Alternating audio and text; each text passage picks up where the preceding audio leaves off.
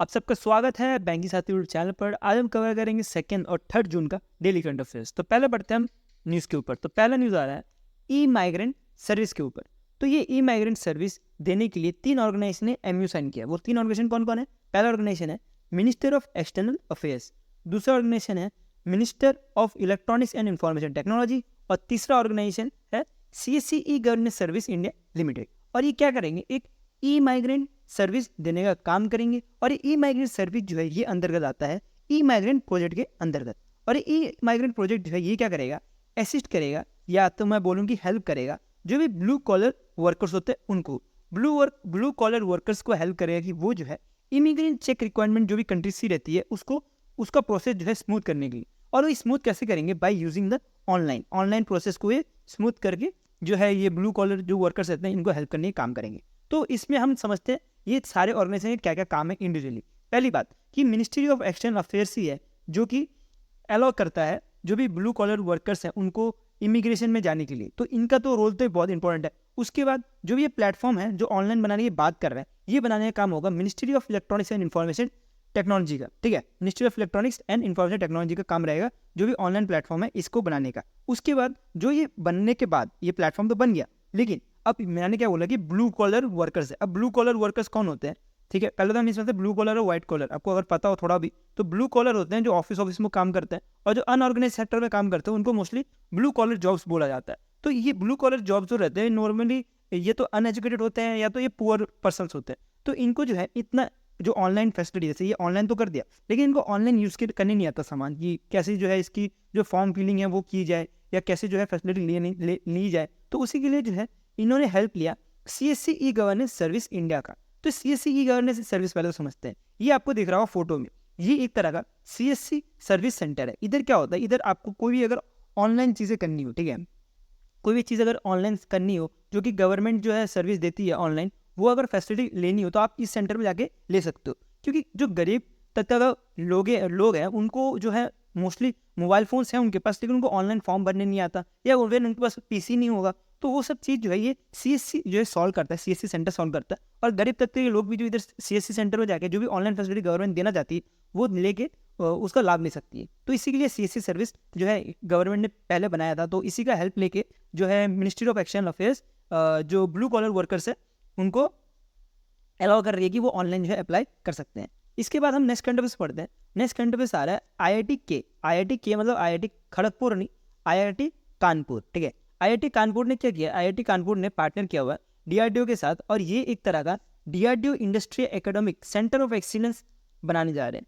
Centre of excellence कहाँ पे बना रहे हैं? IIT खड़गपुर में नहीं, IIT कानपुर में। IIT कानपुर में बना रहा है और ये क्या करने वाला है? ये जो है बूस्ट करेगा R&D प्रोग्राम्स को। जो DRDO का R&D प्रोग्राम है उसको बूस्ट करेगा। तो ये जो है IIT कानपुर के जो कैंपस है इसके अंदर बन रहा है, और इसको जो फंड करने का काम करेंगे वो DRDO खुद करेगा। DRDO खुद उस प्रोजेक्ट को फंड करेगा, और ये जो है एक R&D प्रोग्राम के अंतर्गत इसको जो है IIT कानपुर में बनाया जाएगा। और ये बनाया जाएगा एज पर डेफ एक्सपो 2022 के अंतर्गत, जिसमें ये बोला गया था कि हम जो है आत्मनिर्भर अचीव करना है 5 ट्रिलियन डिफेंस एक्सपोर्ट का टारगेट रखा गया था 2024 तक। तो इस टारगेट को अचीव करने के लिए ही DRDO ने ये जो है सेंटर खोला है IIT कानपुर में। ठीक है, नेक्स्ट कंट्री से पढ़ते हैं। ये एक रैंकिंग आ रही है, ये आ रहा है THE, ये दानी है, ठीक है, ये THE है।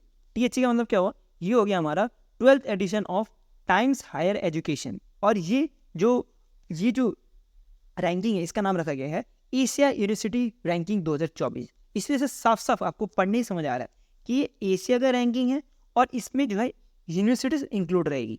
तो इसमें जो ISC बेंगलोर है, इसमें सबसे पहले इंपॉर्टेंट ये है कि ISC बेंगलोर जो है उनकी जो रैंक आई है वो कितनी आई है? 32 आई है इस लिस्ट में।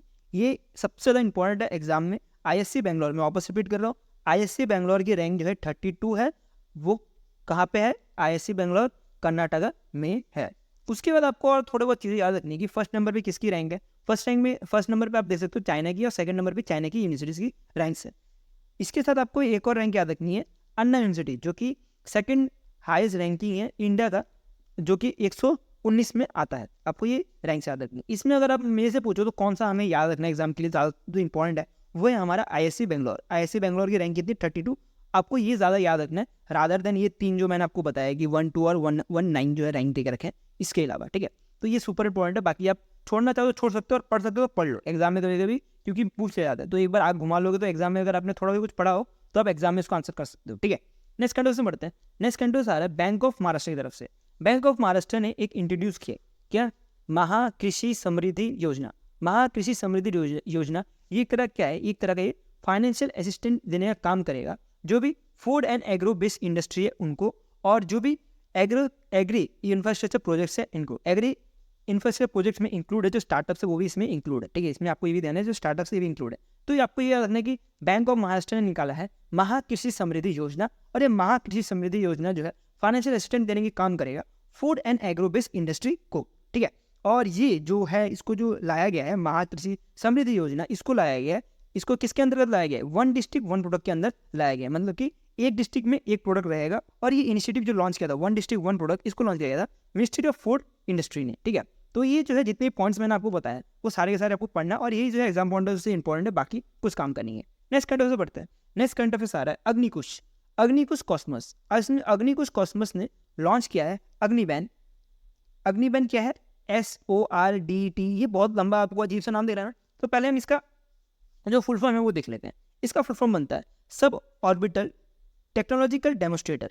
ये जो है पहला, ये जो आप देख रहे हैं ना, आपको ये जो रॉकेट दिख रहा है ना, ये वर्ल्ड में पहला 3D प्रिंटिंग से बना है। ये स्पेशल है, ये जो है 3D printed cyanogenic rocket engine बनाया गया है, और ये वर्ल्ड का पहला है। और ये बनाने वाली कंपनी कौन सी है, अनिकुल कॉस्मोस। और अनिकुल कॉस्मोस ने ये जो बनाया है इसका नाम रखा है इन्होंने अग्निकुल, ठीक है। तो ये आपको अग्निबैन, सॉरी ये अग्निबैन इनका इसका नाम रखा गया। अग्निकुश ने निकाला है, अग्निकुश कॉस्मोस ने निकाला है, और ये प्राइवेट कंपनी है हमारे इधर, जैसे स्पेस सेंटर इसरो है वो गवर्नमेंट है, तो वैसे ये प्राइवेट कंपनी है। और इन्होंने क्या निकाला है, एक अग्निबैन निकाला है। अग्निबैन सब ऑर्बिटल टेक्नोलॉजिकल डेमोस्ट्रेटर निकाला है, और ये पहली बार वर्ल्ड का पहला बना रॉकेट है जो कि 3D प्रिंटेड रॉकेट जो बन पाया है, ठीक है। और ये जो है डिज़ाइन किया गया है, आप देख सकते हो, ये जो डिज़ाइन किया गया है ये इंडिया का सेकंड प्राइवेट बिल्डेड रॉकेट है, ठीक है। इस इंडिया का सेकंड प्राइवेट इंजन रॉकेट है। तो अब आपके मन में क्वेश्चन चल रहा होगा कि इससे पहले कौन सा था, फिर फर्स्ट वाला कब आया था। फर्स्ट जो बनाया था प्रिंटेड रॉकेट वो बनाया था विक्रम एस ने, ठीक है। विक्रम एस ने बनाया था, और ये बनाया था स्काई रूट एयरस्पेस ने, और ये नवंबर 2022 में बना था, ठीक है। अब थोड़ा ये समझते हैं नेक्स्ट करंट अफेयर से बढ़ने से पहले कि अनिकुश प्राइवेट लिमिटेड के बारे में थोड़ा बहुत कुछ। ये जो है एक इनिशिएटिव है बेस्ड ऑन, ये जो है एक तरह का मतलब कंपनी या तो स्टार्टअप्स है जो कि बेस्ड है IIT मद्रास में। तो आपको ये भी याद रखना है ये IIT मद्रास में बेस्ड है, ठीक है। नेक्स्ट करंट अफेयर में बढ़ते हैं कि DRDO ने एक कंडक्ट किया है, क्या कंडक्ट किया है, रुद्रा M2। रुद्रा M2 क्या है, ये एक तरह का एयर टू सरफेस मिसाइल है। मतलब कि क्या कि मान लीजिए ये एक एरोप्लेन है, ठीक है। तो ये एरोप्लेन है, तो ये एरोप्लेन क्या करेगा, ये से हमारे पास टारगेट है, तो ये हवा से रॉकेट छोड़ेगा और ये टारगेट पे लॉन्च करेगा। तो ये क्या हुआ हमारा एयर टू सरफेस, एयर से छोड़ रहा है और सरफेस पे टारगेट को अटैक कर रहा है, तो इसी वजह से इसको बोला जाता है एयर टू सरफेस मिसाइल। और इसका नाम क्या रखा गया, वो रखा गया रुद्रा मार्क 2। अब ये रुद्रा मार्क 2 क्या है, एक तरह का next generation anti radiation missile है, एंटी रेडिएशन मिसाइल है। और इसको जो है अब लॉन्च किया गया है सुखोई 30 फाइटर जेट से, ठीक है। सुखोई 30 के बारे में आपने सुना होगा ना, तो सुखोई 30 से इसको लॉन्च किया गया है। तो अब हम पहले ये समझते हैं कि ये एंटी रेडिएशन मिसाइल होता क्या है। एंटी रेडिएशन मिसाइल का काम क्या होता है कि इनका काम होता है कि डिस्ट्रॉय करना जो भी एनिमी के रडार्स होते हैं, जो भी सर्विलेंस का काम करते हैं, तो उसको जो डिस्ट्रॉय करने का काम करता है। और जैसे कि लिखा है कि एंटी रेडिएशन मिसाइल, इसका मतलब जो रडार होता है उनमें से जो रेडियो एमिशन निकलता है तो उसको डिटेक्ट करके उसके ऊपर जो है अटैक करने का काम होता है इस एंटी रेडिएशन मिसाइल का। और ये जो इसका मिसाइल का नाम क्या रखा गया इन्होंने, रुद्रा M2 रखा गया है। और इसको जो है लॉन्च किया है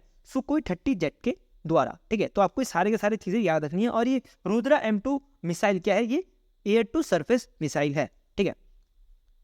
उसके बाद हम इसके बारे में थोड़ा कुछ पढ़ लेते हैं कि रुद्रा M1 कब लॉन्च किया गया था। तो रुद्रा M1 जो है इसको लॉन्च किया गया था, और ये जो था पहला indigenously developed air to surface missile था। और इसको भी जो है सुखोई 30 के साथ लॉन्च किया गया था 2020 में, इसका टेस्टिंग हो गई थी। अब जो इसका एडवांस आ गया कि रुद्रा M2 मिसाइल जो है आ गया। और इसका जैसे मैंने आपको पहले ही बता दिया कि इसको ऐसे ट्रेन किया जाता है कि जो रडार्स होते हैं उनके ऊपर अटैक करना, और जो भी सर्विलेंस सिस्टम होता है उसके ऊपर अटैक करना। अब हम थोड़ा कुछ रुद्रा M2 के मिसाइल के कुछ डिटेल्स पढ़ लेते हैं, एग्जाम में जो इंपॉर्टेंट होते हैं। इसमें जो डिटेल्स है कि पेलोड कितना है, इसका पेलोड जो है अप टू उठा सकता है 200 किलो तक उठा सकता है। इसकी रेंज जो है वो 100 किलोमीटर की रेंज है, ये डिस्टेंस जो कवर कर सकते हैं वो 100 किलोमीटर तक कर सकता है। और अब जो ये है इंडिया से डेवलप्ड है, तो इंडिया से डेवलप्ड होने की वजह से अब ये जो है रिप्लेस कर देगा जो रशिया का KH-31 एंटी रेडिएशन मिसाइल था, उसको जो है ये जो है रिप्लेस कर देगा, अपकमिंग फ्यूचर में रिप्लेस कर देगा, ठीक है, क्योंकि अभी इसके ऊपर टेस्टिंग चालू है।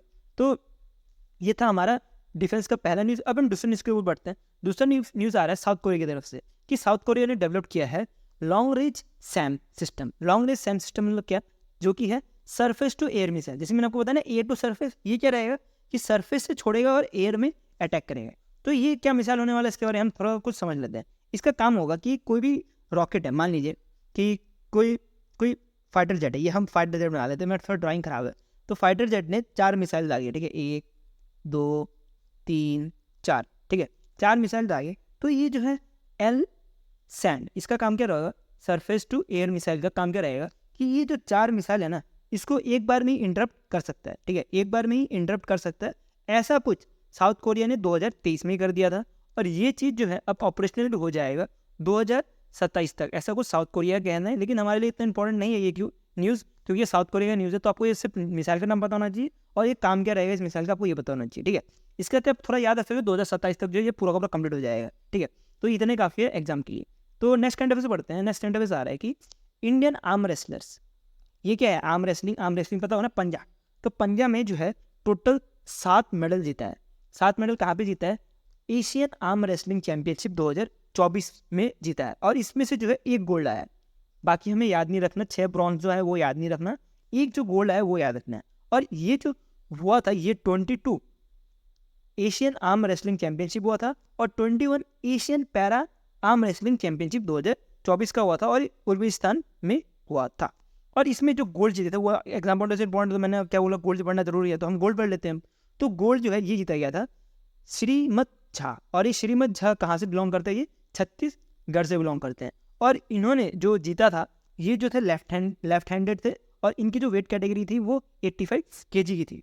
इसी के साथ इन्होंने एक ब्रॉन्ज मेडल भी जीता है, जो कि राइट हैंड से जीता है, right hand para senior category में इन्होंने एक ब्रॉन्ज मेडल भी जीता है, तो आपको ये भी याद रखना है। इसी के साथ ये जो है श्रीमत झा जी, ये जो है क्वालिफाई कर गए हैं world para arm wrestling championship, जो कि यूरोप की एक कंट्री जिसका नाम है मदोवा, क्या नाम है समझ नहीं आ रहा है, मदोवा करके उससे ऐसा कोई नाम है यूरोप की कंट्री का। तो उधर जो है इनको क्वालिफाई कर दिया गया है world para arm wrestling championship के लिए, ठीक है। तो इसके साथ ही हम नेक्स्ट करंट अफेयर से बढ़ते हैं। नेक्स्ट करंट अफेयर आ रहा है कि इंडियन आर्मी ने अनरिवल किया है tractor mounted ATGM system. ATGM system का मतलब क्या हुआ, anti tank guided missile. Anti tank guided missile जो है इन्होंने माउंट किया, बहुत बड़ी बात है कि माउंट किया इन्होंने फार्म ट्रैक्टर के ऊपर। ये जो है इसको इंडियन आर्मी बोल रहा है कि जुगाड़ इनोवेशन। आपको पता ही होगी इंडिया के लोग कितने जुगाड़ू होते हैं, तो वही जो है जुगाड़ू इंडियन आर्मी ने भी शो कर दिया है, उन्होंने जुगाड़ किया। और ये जो आपको दिख रहा हो ना, ये सिस्टम, ये जो है सिस्टम इन्होंने क्या किया, इस सिस्टम को जो है ये ट्रैक्टर के ऊपर फिट कर दिया। ये बहुत बड़ी बात है, ये मैंने खुद इमेजिन करके मैंने आपको ये पिक्चर बता रहा हूँ। ऐसा कुछ इन्होंने कहीं अपलोड नहीं किया पिक्चर, लेकिन कुछ ऐसे ही बना होगा। तो ये जो है ट्रैक्टर के ऊपर माउंट किया है, और इनको ये क्या बोल रहे हैं, जुगाड़ इनोवेशन। और ये जो है फार्म ट्रैक्टर ये लॉन्च कर सकता है, आप यहाँ से देख सकते हो, ये लॉन्च कर सकता है, ठीक है। जो फार्म ट्रैक्टर है वो एज अ मोबाइल लॉन्चर की तरह इन्होंने यूज़ किया। तो इसी के लिए ये जो है इंपॉर्टेंट तो मैं नहीं बोलूँगा, एग्जाम में आने के चांसेस के कम बन जाते हैं, लेकिन ये जुगाड़ इनोवेशन जो है ना, नाम बहुत अच्छा है, तो एग्जामिनर को अच्छा लग के पूछ भी सकते हैं कि जुगाड़ इनोवेशन में कौन सा जो है गाइडेड मिसाइल यूज़ किया गया था। तो anti tank guided missile use किया था, और उन्होंने जो है फार्मर ट्रैक्टर में ये चीज़ यूज़ की थी, ठीक है। तो आगे बढ़ते हम। आगे क्या है कि SBI का एक रिपोर्ट आया था, ठीक है, जिसमें SBI ने प्रिडिक्ट किया है कि GDP ग्रोथ इंडिया का जो है लाइकली टच हो सकता है 8% में, और ये जो है होने वाला है फाइनेंशियल ईयर 2024 के लिए। ये जो 2024 अब चला गया उसके लिए जो है बोला गया था कि 2024 के लिए फाइनेंशियल ईयर के लिए 8% SBI ने कुछ GDP प्रिडिक्शन मारी है। GDP प्रिडिक्शन इतना इंपॉर्टेंट होते ही नहीं, अगर एग्जाम से 2 महीने पहले पढ़ो तब इंपॉर्टेंट है, अगर नहीं पढ़ो तो एग्जाम नहीं आ रहा अभी सामने तो आप इसको छोड़ भी सकते हो। नेक्स्ट अपॉइंटमेंट चलते हैं। नेक्स्ट अपॉइंटमेंट बहुत ज़्यादा इंपॉर्टेंट है, क्योंकि शाहरुख खान जी को एज अ ब्रांड एम्बेसडर बना दिया गया है मिथुन पापाचंद ग्रुप का, ठीक है। मिथुन नहीं यार, मैथुन पापाचंद ग्रुप का जो है इनको जो है एज अ खान जी को ब्रांड एम्बेसडर बना दिया गया, तो ये इंपॉर्टेंट बन जाता है, ठीक है। खान जी है तो इंपॉर्टेंट है। नेक्स्ट कंटे पे चलते हैं कि इकोनॉमी के ऊपर न्यूज़ है कि रिलायंस एक कोई इनकी फर्म है जिन्होंने सेटअप करने जा रहे हैं टेलीकॉम नेटवर्क, कहाँ पे, घाना में टेलीकॉम नेटवर्क जो है सेटअप करने जा रहे हैं। इसके साथ ही मैं आपको एक चीज़ पूछना चाहूँगा कि खाना को जो है यूपीआई जो है फैसिलिटी देने वाला है कौन, एनपीसीआई, ठीक है। वो कौन से प्लेटफॉर्म को देने वाला है, वो देने वाला है खाना इंटरबैंक, आगे क्या, घाना इंटरबैंक को देने वाला है, ठीक है। और इसको जो है दिया जाएगा विद इन 6 मंथ, ऐसा कुछ गवर्नमेंट का कहना है, ठीक है। इसके साथ हम बैंकिंग थोड़ा पढ़ लेते हैं। बैंकिंग में बोला जा रहा है कि जो बैंकिंग का क्रेडिट ग्रोथ है वो स्लिप कर गया है 200 बेसिक पॉइंट से, और ये जो बन चुका है 14% इन फाइनेंशियल ईयर 2025, और ये जो है सीरियल का रेटिंग्स है। तो ये थोड़ा रेटिंग्स भी थोड़ा बहुत पढ़ लेना, लेकिन एग्जाम में मुझे लगता है इससे क्वेश्चन आएंगे। यही हो गया हमारा जो 2 और 3 जून का जो करंट अफेयर्स था वो, और जो मैंने कोशिश की जो आपको समझा सकूँ, शॉर्ट फॉर्म में समझा सकूँ और क्रिस्प फॉर्म में समझा सकूँ। और अगर आप वीडियो अच्छा है तो लाइक कर देना, और अगर आपको इसी का पीडीएफ चाहिए तो मैं टेलीग्राम ग्रुप ज्वाइन कर सकते हो, और इसका ही मैंने वीकली और मंथली ऑलरेडी अपलोड कर दिया है मई मंथ का, तो आप वो भी डाउनलोड करके देख सकते हो। और इसके साथ अगर मेरा आपको कोई दूसरा वीडियो देखना है तो आप इस वीडियो में क्लिक कर सकते हो, इसके बाद मैं आपको इसी वीडियो में मिलूंगा। और अभी के लिए हम इतना रखते हैं। Thank you for watching this video.